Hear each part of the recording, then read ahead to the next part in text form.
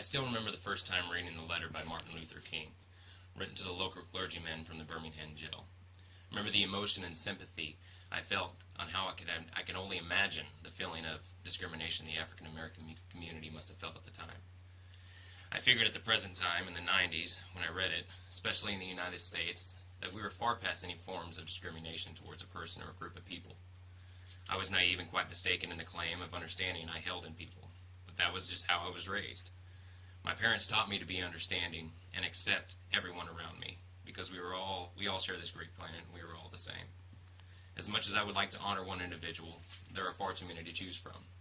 The group of people that have fought for civil rights, liberties, and the preservation of life towards a group of people, all living creatures in the planet, have been my heroes growing up till today. But if not for my father and others like him, who raised their children and taught them the values and respect and the acceptance of all living creatures and things, then I feel this world would be a lot worse off. I pay tribute to all the great people who stood up for what was right. As Edmund Burke said, the only thing necessary for the triumph of evil is for good men to do nothing. So my heroes are the men and women who stood up for what they believe in a nonviolent way and did something to make a change.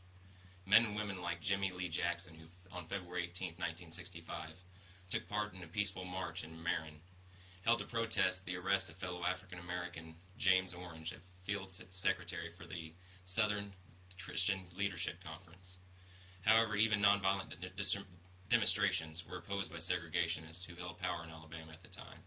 That night, the town street lights were turned off, and under the cover of darkness, police and state troopers attacked the protesters with clubs. Pursued by officers, Jackson and other demonstrators went into a restaurant called Max Cafe.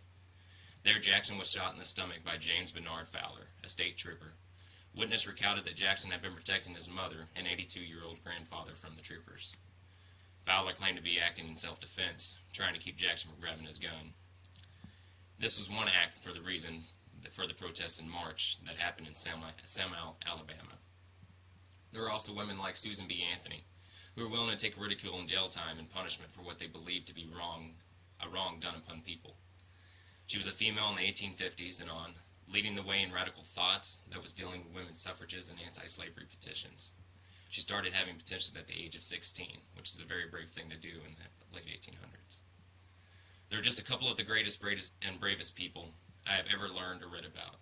There are far too many in history to acknowledge and give fair credibility to them all. Yet if not for my father and others like him who taught us about these people and what they fought for, why, and what they had to endure, then we as a human race would be doomed to face these same circumstances again in the future.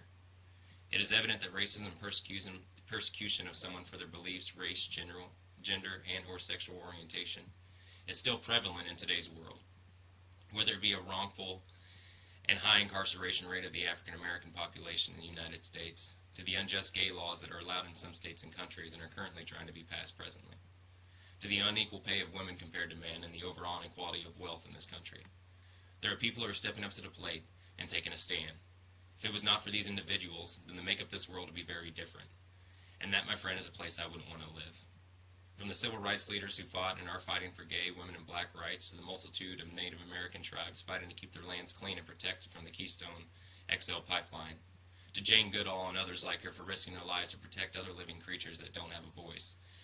We salute each of you and everything you stand for, and we thank you for giving the courage to others to stand up for what they believe in as well.